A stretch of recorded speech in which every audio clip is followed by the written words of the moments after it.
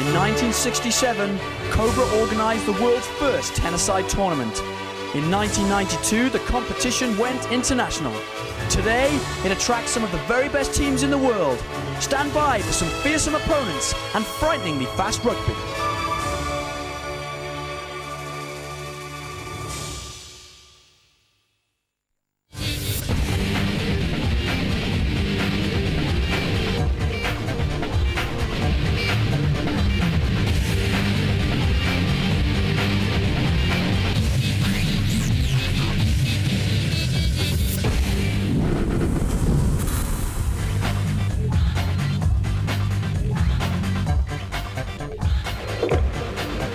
Ladies and gentlemen, this is your presenter speaking.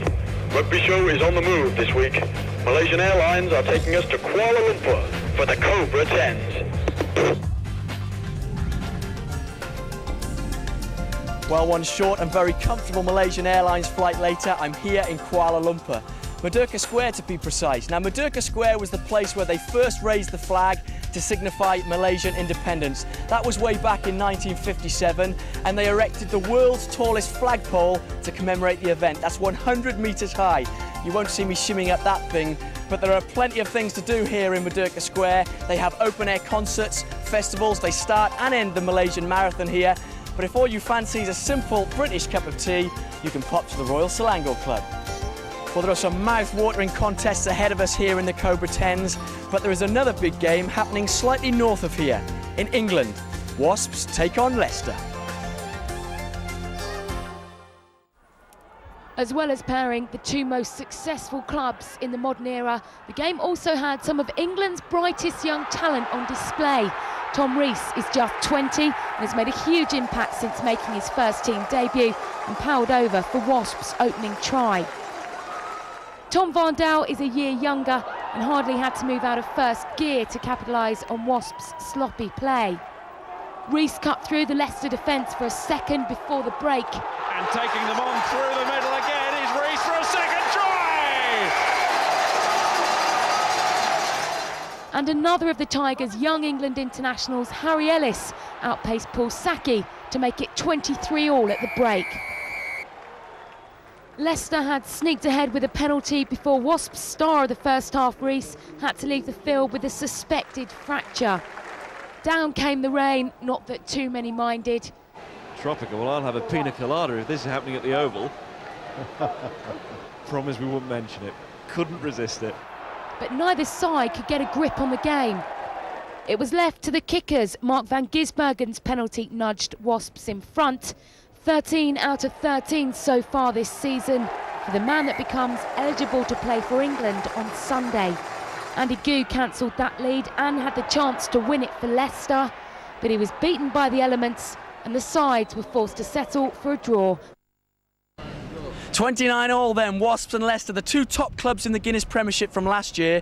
Well, we're at the Cobra 10s, and over the weekend we asked people who they thought would go on to win the Guinness Premiership. I think it'll be Leicester. I still think the infrastructure they've got is very strong. I'm going to go for the outside. I'm going to say Gloucester, I think. I don't think quite Leicester have got it. Well, I'm very biased, Gloucester, because they play a full game. I'm rooting for Saracens, yeah. And why is that?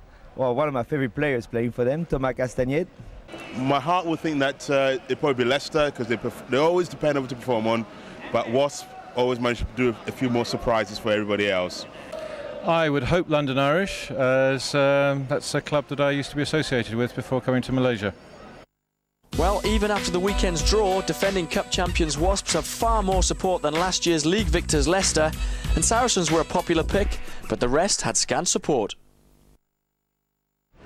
Well, that was the big boys up in England in the Northern Hemisphere. We're here at the Cobra 10s. The tournament kicked off with a schools competition. Let's see how it went.